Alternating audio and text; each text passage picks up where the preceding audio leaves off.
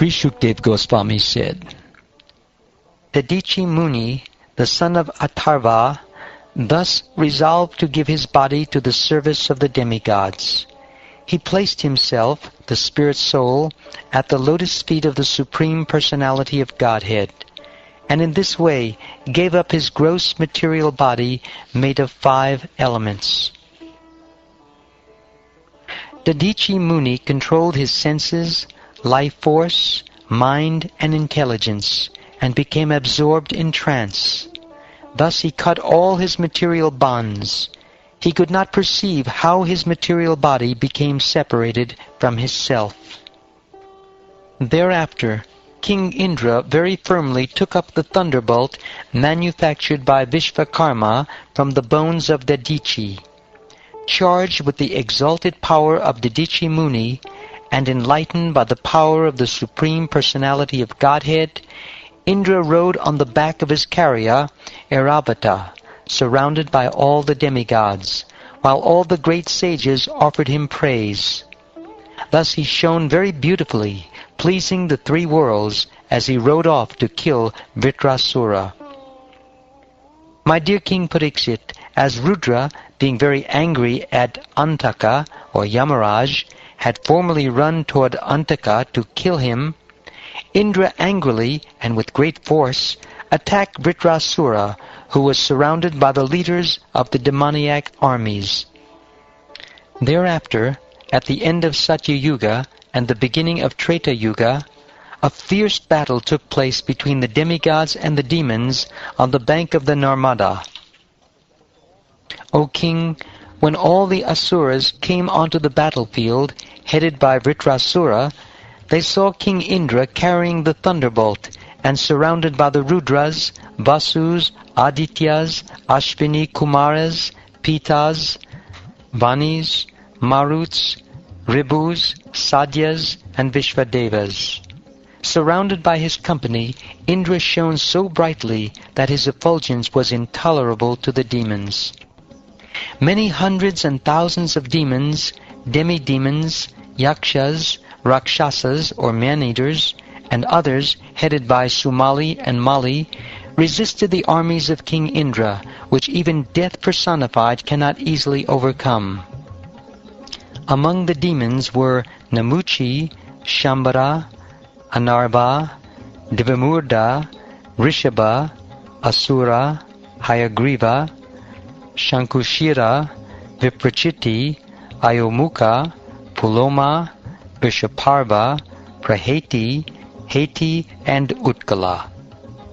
Roaring tumultuously and fearlessly like lions, these invincible demons, all dressed in golden ornaments, gave pain to the demigods with weapons like clubs, bludgeons, arrows, barbed darts, mallets, and lances.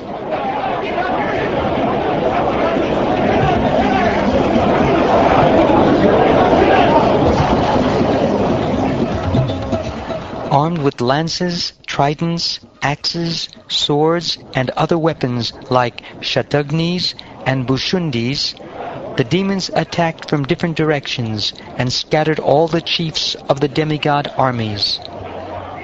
As the stars in the sky cannot be seen when covered by dense clouds, the demigods, being completely covered by networks of arrows falling upon them one after another, could not be seen. The showers of various weapons and arrows released to kill the soldiers of the demigods did not reach them, because the demigods, acting quickly, cut the weapons into thousands of pieces in the sky.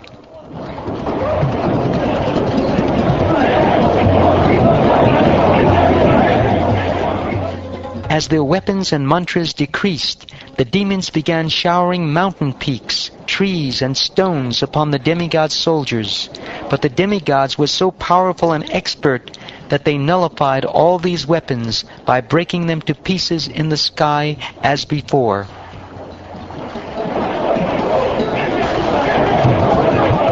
When the soldiers of the demons, commanded by Vritrasura, saw that the soldiers of King Indra were quite well, having not been injured at all by their volleys of weapons, not even by the trees, stones, and mountain peaks, the demons were very much afraid. When insignificant persons use rough words to cast false, angry accusations against saintly persons, their fruitless words do not disturb the great personalities.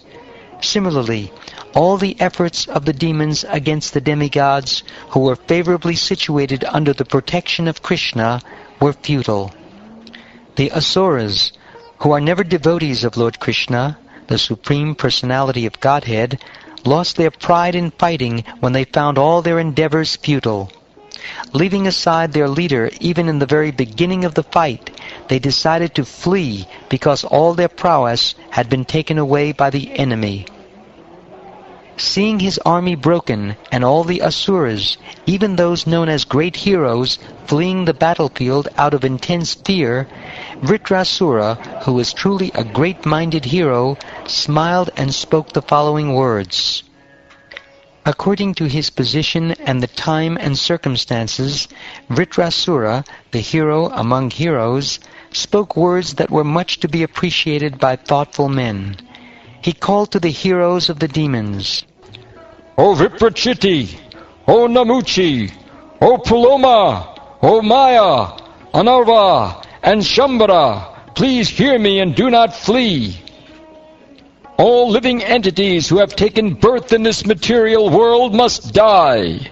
Surely no one in this world has found any means to be saved from death. Even Providence has not provided a means to escape it. Under the circumstances, death being inevitable, if one can gain promotion to the higher planetary systems and be always celebrated here by dying a suitable death, what man will not accept such a glorious death? There are two ways to meet a glorious death, and both are very rare. One is to die after performing mystic yoga, especially bhakti yoga, by which one can control the mind and living force, and die absorbed in thought of the Supreme Personality of Godhead. The second is to die on the battlefield, leading the army and never showing one's back. These two kinds of death are recommended in the Shastra as glorious.